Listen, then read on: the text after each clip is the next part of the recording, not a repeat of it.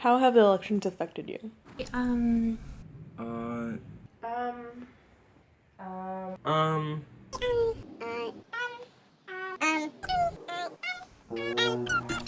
um, Immediately after the election, so probably for that week, I couldn't bring myself to do any homework. I couldn't really bring myself to do anything. It was a lot of focused on the community and not focused on any of my academics. So I had people over, and we kind of just sat with each other and listened, and it'd come in waves. There'd be waves of sobbing, and then there'd be really angry thoughts, and then there'd be just hopelessness. And even now, it's been a couple weeks, there's still a lot of feelings where it's kind of weird where each day I wake up, I don't know how I'm gonna process it.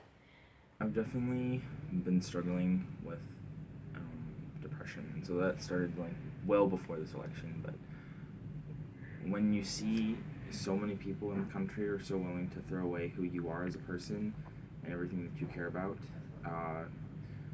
because they're uncomfortable with a person of a certain gender being president, or uncomfortable with the amount of truth that's come from the campaign for change. Um,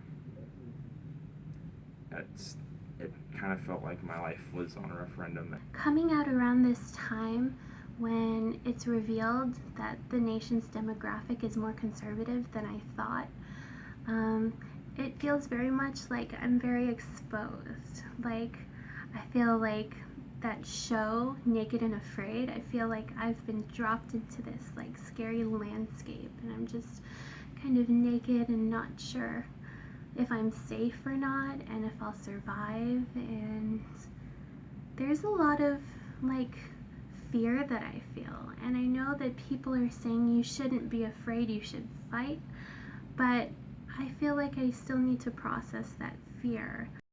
Well, since the election happened, I've already been yelled at for being gay a bunch of times, and I've definitely noticed that people are a lot more brave to start just saying what's on their mind, even if it's really fucked up.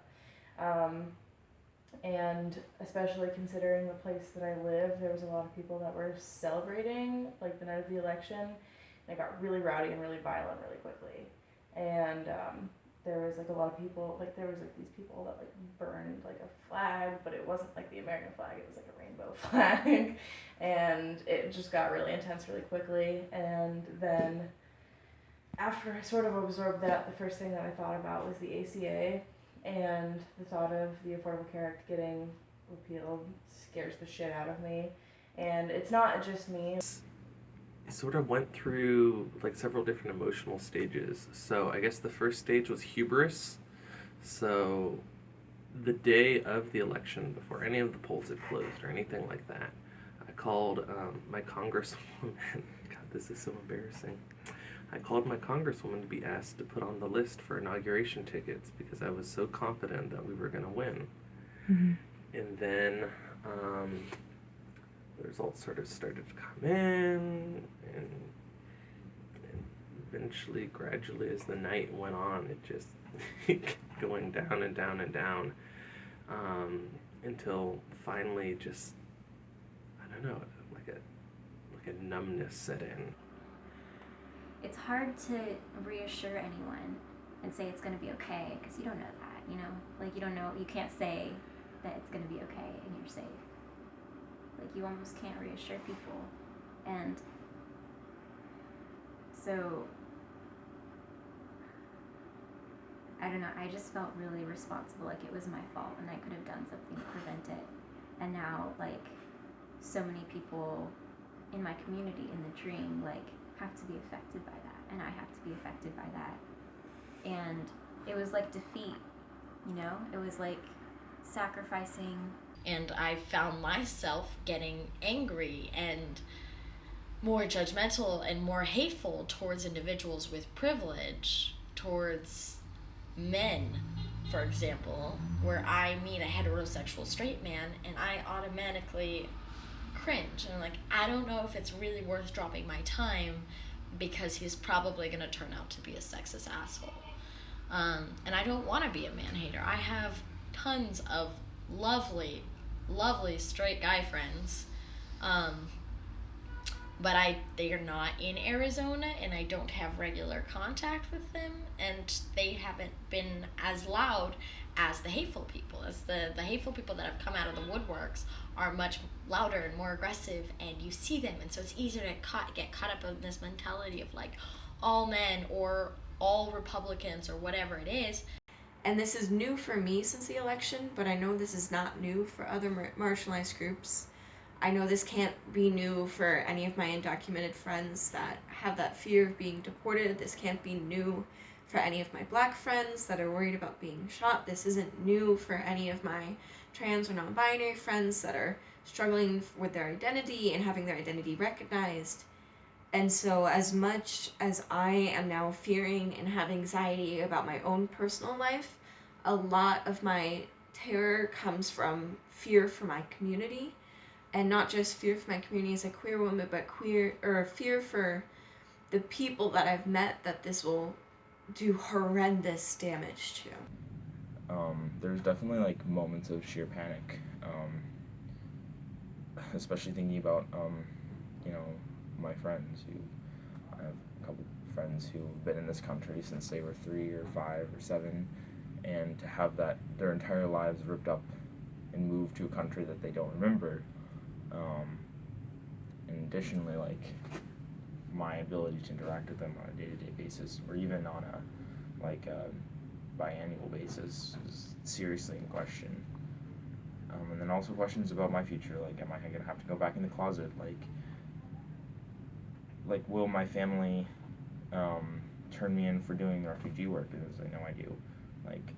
Tire slashed. I have a rainbow flag in the back of my car, in the back window of my car, and I parked it at CVS for a little bit and came back, and my tire was slashed, and I was really upset about it. They're gonna die, and I don't think anybody realizes like the amount of people that are going to die if the ACA gets repealed. And like, I've spent this whole year on Affordable Care Act plan, and it was like the best insurance ever. It's super cheap, and I got like everything that I could ever think of covered. And now it's like the worst time for me to be finding out that I have like all these things wrong with me, because now next year, if things end up going the way that everybody thinks they will, then I'm not gonna be able to get insurance. Like, I am probably going to be diagnosed with lupus next month, and I have a laundry list of different mental illnesses, and the thought of me being considered too much of a risk to be insured is, first of all, a little dehumanizing, because I can't really change anything that's wrong with me, and it's just sad. I feel like things have gotten a lot worse, not just for me personally. I had one student who missed class that week because she comes from a Muslim family. She wears a headscarf, and their house was vandalized. Like, windows were broken, it was egged, there was graffiti, and her dad wouldn't let her or any of her siblings leave the house.